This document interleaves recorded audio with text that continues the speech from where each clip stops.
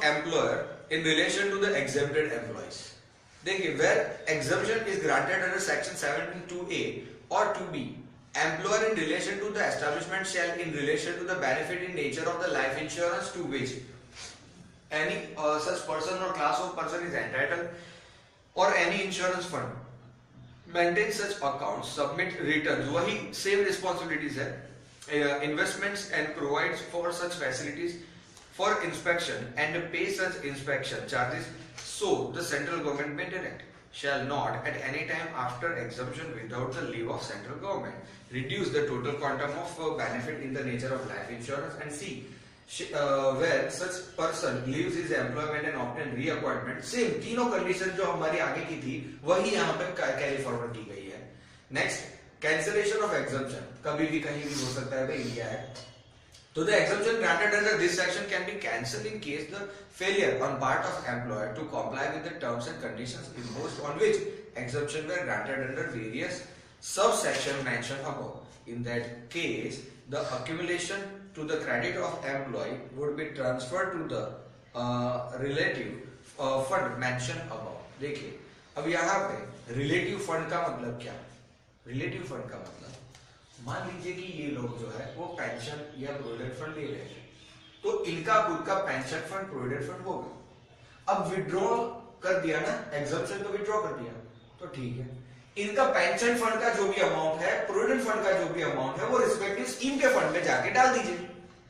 Relative fund, इसका मतलब pension का पेंशन फंड में, प्रोविडेंट फंड का प्रोविडेंट फंड में, इंश्योरेंस फंड का इंश्योरेंस फंड में डाल दीजिए. क्योंकि अब ये अपनी खुद की स्कीम अप्लाई नहीं कर सकते ड्यू टू विड्रॉल, तो जो कॉमन स्कीम है उसमें डाल दीजिए. बेनिफिट तो उनको वैसे भी मिलना है, राइट. आगे,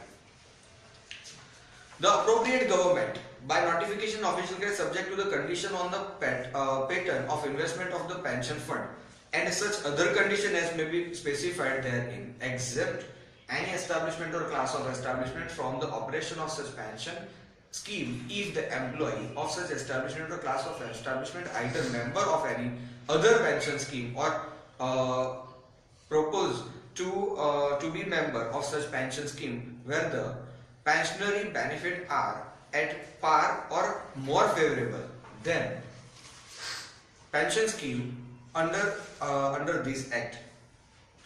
So the appropriate government जो है उन्हें official gazettes में notification देना होगा and subject to condition on the pattern of investment of pension fund and such other conditions as may be specified therein, and exempt any establishment or class of establishment from the operation of pension scheme if the employees of such establishment are either members of other pension scheme or propose to be member of such pension scheme. यानी कि होगा क्या, इनके employees जो है ना वो दोनों तरफा है, रेगुलर पेंशन स्कीम में भी जा रहे हैं और अपने एम्प्लॉयर का जो फंड मैनेज हो रहा है उसमें भी एम्प्लॉइज है, राइट. आगे, so the transfer of accounts. This section provides the transfer of accounts of the employee in case of if he is having the employment and taking up employment in other establishment and to deal with the case of an establishment to which act applies and also to which it does not apply. Option to get the amount transferred is that of employee. बहुत अच्छी बात है.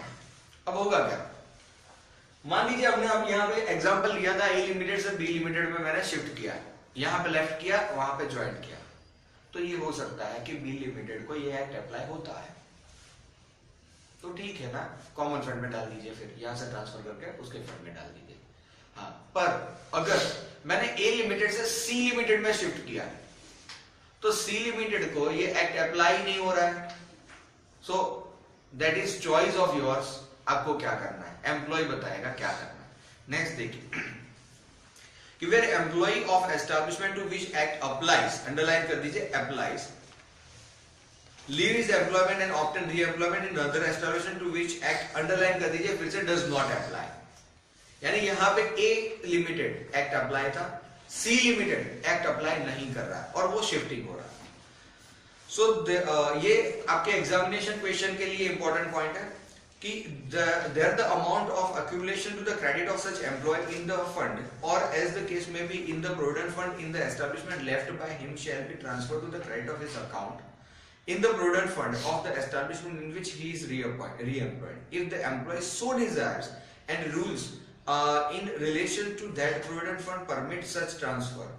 This transfer has to be made within such time as may be specified. यानी कि यहाँ पे सी limited जो है ना, उनको रजिस्टर्ड होना पड़ेगा रिस्पेक्टिव फंड में, और सिर्फ उस एम्प्लॉय के बेसिस पे वो फंड वहां पे कंट्रीब्यूट हो जाएगा. बाकी तो एक्ट अप्लाई हो ही नहीं रहा है तो क्या करेंगे. नेक्स्ट,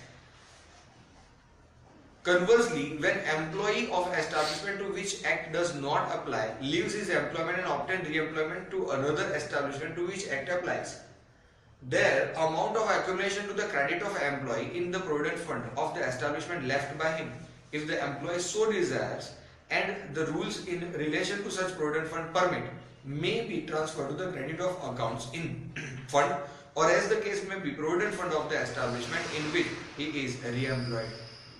अब देखिए, इस चीज को हम थोड़ा ज्यादा एक्सप्लेन करें तो आपके लिए अच्छा है. Act apply, act does not apply का मतलब क्या होता है. तो वहां पे प्रोविडेंट फंड मैनेज होना है नहीं होना है ये सोचने वाली बात होती है. मान लेते हैं ए limited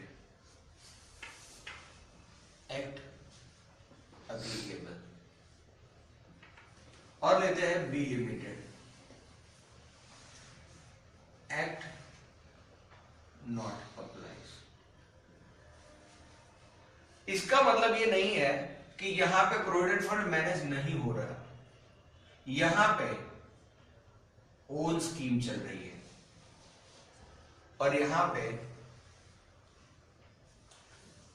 scheme as per act. ये आपको समझना है. यहां पे एक्ट के अकॉर्डिंग शेड्यूल 2, शेड्यूल 3 या शेड्यूल 4 के हिसाब से स्कीम चालू है, और इस स्कीम में से आप यहां पे जंप कर रहे हो तो या तो आप ओन फंड में कंट्रीब्यूशन दे दीजिए, या तो फिर जो गवर्नमेंट फंड है उसमें कंट्रीब्यूशन ले जा सकते हैं, depend on choice of employee. Right.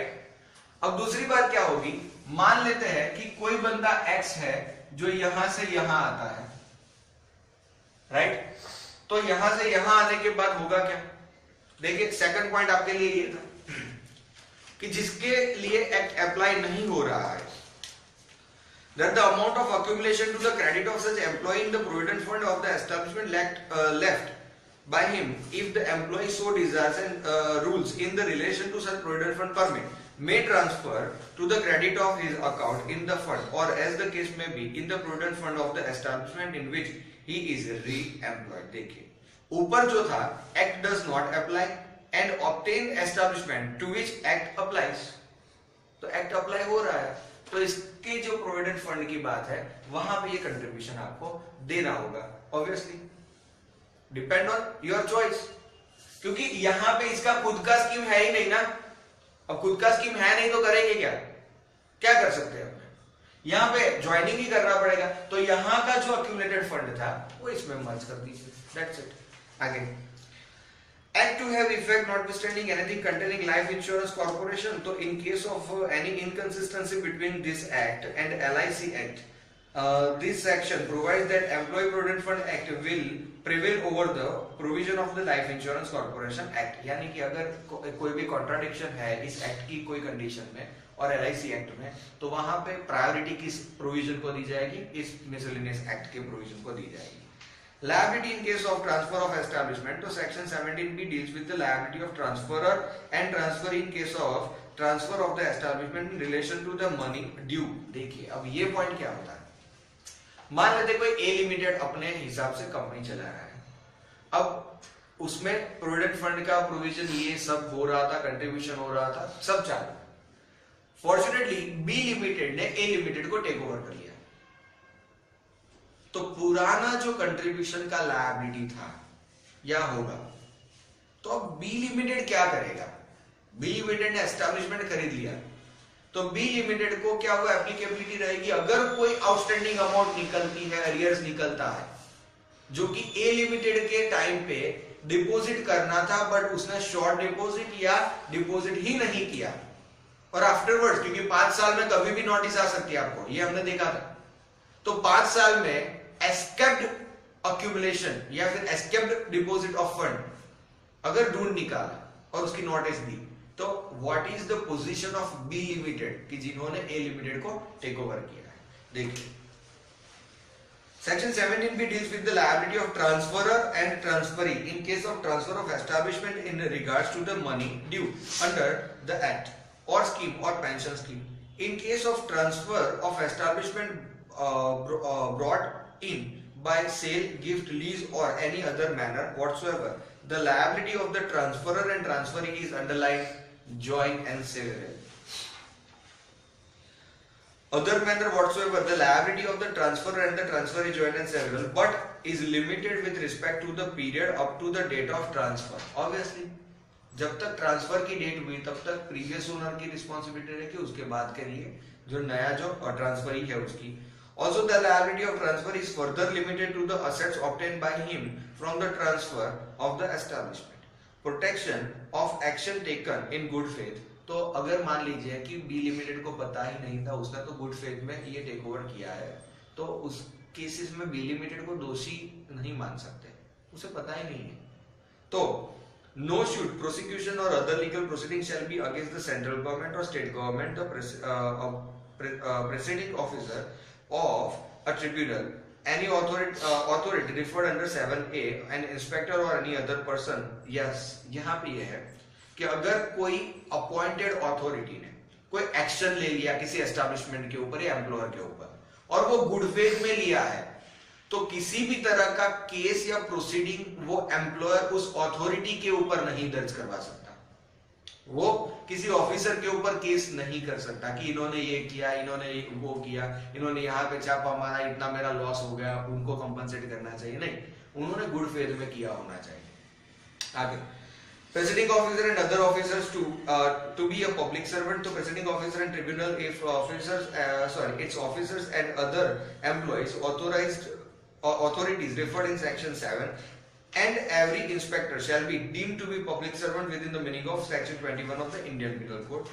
And delegation of power, section number 19, appropriate government may direct that any power or authority or jurisdiction exercised by it under this act, scheme, pension scheme or the insurance scheme shall, in relation to such matters and subject to such condition, if any, as may be specified in direction, be exercised also, where the appropriate government is the central government by officer or authority subordinates to the central government, or by state government or by such officer or authority subordinate to the state government, as the case may be in notification. यानी कि अगर किसी central board को या state board को अपनी कोई authority या पावर डेलीगेट करना है तो कर सकते हैं, अपने ही ऑफिसर्स के अंदर करना है.